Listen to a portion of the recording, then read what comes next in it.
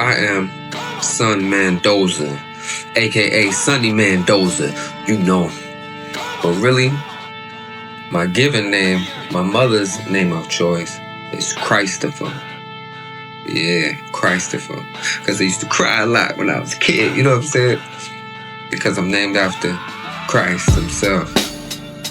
The Christopher, the Christ offer, Christ of her, and him, Charles Sutton, Pops. And I strive to keep that Christ consciousness, as we all should. Right now, I want to focus on where I am and how I got here. I technically live in LA, but I decided to come back to the Bronx, where I was born and where it all started, to continue to follow my dreams. I grew up in Newcastle, Westbury, Long Island, Strong Island. That's where my cousin Kydell taught me how to write rhymes. Shout out to the whole Mad Mob family. When I really started coming outside, them was my father figures, you know what I'm saying? My big brother though, he showed me a lot. Shout out to Big Bro. My brother Chuck, aka Frank White, he locked down right now. So my brother Bo Bills, aka Gino Borelli, we connected and started making music together. Then we created a production company. Shout out to Uncle Sport, the augmenter. He taught me a lot. He was very instrumental in who I am today as well. Okay, so our first project was a Strong Island mixtape, League of Extraordinary Gangsters, Volume 1. But the whole time we had an album in the cut, and we started working on our second album. But Bo wound up getting locked up, so I wind up dropping 2 solo projects, the Mandoza mixtape and the Dial in the Dream. Fast forward, after my mom passed, I moved back to Westbury, figuring I would have more support from my hometown to really launch my music career. But then, after my daughter's mother got pregnant, I basically had a revelation. It's like, yo, I'm running around doing all the things that I'm rapping about. I just felt like I was setting myself, like I was telling on myself, like I'm just straight snitching on myself. It was a trap, like really, like I said, we out here trapping. Rapping about it was trapping for real. I was close friends with Black Child from Murder Inc., and he was connecting me with people that could help take me to the next level. So boom, I decided to move to Los Angeles, California. I ain't know nobody, like it was just me, baby moms, and baby on the way. As I began to network in Los Angeles, California, I get introduced to my man Solo, aka Big Business. He introduced me to many people out in LA and helped me get established. Later on, we had a studio on 48th and Crenshaw with Blue, the producer. This is around the time I met my bro Tough, aka Justin Messenger. We did music and shows together, and over the years we became brothers. I did a show in LA, first time I ever did a 30-minute show. After performing for 30 minutes, I realized the artists who sing and dance are in great shape. I was winded just from rapping. You know what I'm saying? I'm telling my bro, CJ, I need to get in shape, man. He's like, yo, come work out with me. You know, I do boxing. But I really wasn't into boxing. I just wanted to do some cardio, you know what I'm saying? Get my wind up. And he was like, bro, boxing is perfect for that. So the next day, he introduced me to his trainer, the legendary Sammy Sanders. God's gift to the sporting world. We went to train in his backyard in what reminded me of like a circus tent. He had the boxing ring, the speed bag, the heavy bag, everything in there. I ain't gonna front. Sammy reminded me of an old pit man.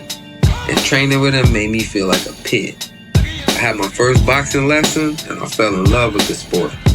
I felt like the Most High led me to boxing because it's one of the few ways that one man in one lifetime can generate a great deal of revenue and influence. I was already feeling a way about the music industry, and I realized I just need to make enough money to promote, manage, and market my music career. I realized that becoming champion of the world will put me in the perfect position to really launch my career.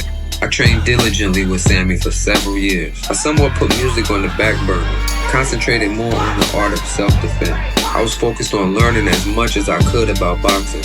And as I was mastering the fundamentals, I realized I had God-given abilities. There's certain things that just can't be taught in life. You either got it or you don't.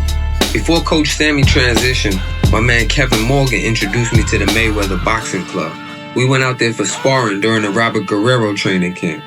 I met Floyd Mayweather Jr., but I really connected with his pops. He accepted me as a student and began teaching me the Philly shell style of boxing. I trained with Floyd off and on over the years. During the Conor McGregor training camp, he even invited me, my pops, and my friends to his crib. He showed us all these paintings and accolades. My plan was to turn pro with Big Floyd as my trainer and hold down the money team when Lil Floyd retired. Everything was lining up perfectly. I just had to make sure I had enough money to execute my plan. I wanted to start my own management and promotion company and sign myself just like Floyd did. I wanted to get to the money for real, and Money Mayweather showed me the blueprint.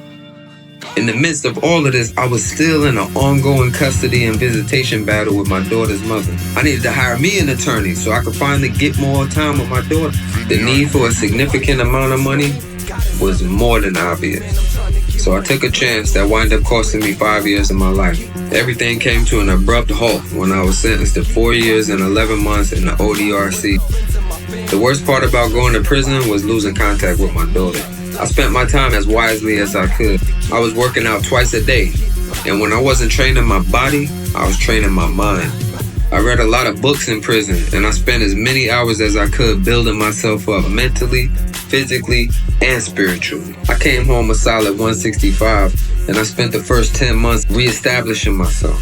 After obtaining my own apartment, valid driver's license, and made efforts to reconnect with my daughter, I went to Vegas for the Nevada Boxing Hall of Fame induction ceremony. I had a chance to meet many world champions, and I reconnected with Floyd Mayweather Sr. When I saw him, he told me, let's get back to work. So I went back to Vegas to train with Big Floyd. I remember driving to Las Vegas with the trunk of my car full of boxing equipment and clothes. Everything was coming together once again. I was ready to lock in. But then two of the most unthinkable turn of events took place. I learned that Floyd Sr. had some health issues and was no longer going to be allowed to train me. And then, out of nowhere, I was stricken with chronic inflammation. I was literally unable to move without pain. It felt like every bone and muscle in my body hurt. I immediately called my sister. She's in the process of becoming an MP and is currently a registered nurse. Her diagnosis, based on the symptoms I described, were along the lines of either fibromyalgia, rheumatoid arthritis, or some autoimmune disease, all of which they say have no cure. I also developed psoriasis and was able to heal myself using holistic practices. In about 4 months, my body was better than ever. I was able to purge all that inflammation and many other toxins. I lost weight as a result of all the waste that was in my intestines, and I even passed gallstones. I lost about 25 pounds and was now back in the lightweight division. And of course, I started training. After all of this misfortune, I decided to approach boxing from a different angle. My bro David from high school connected me with Mauricio Aceves in Mexico City. Mauricio fought Roger Mayweather, which I saw as a sign to work with him.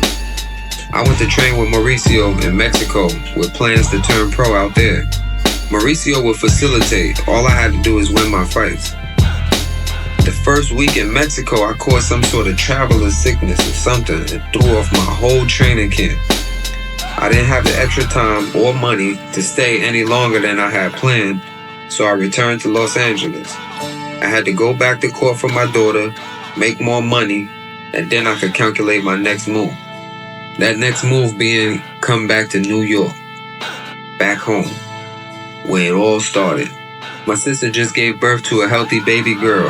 I'm an uncle again. I decided to help her out with the new baby, spend time with the family, which I haven't done in years on a consistent basis. You know, I'm always back and forth, New York, LA, Mexico.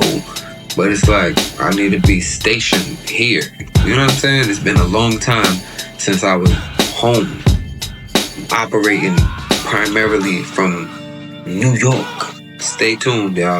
The best is yet to come. You know.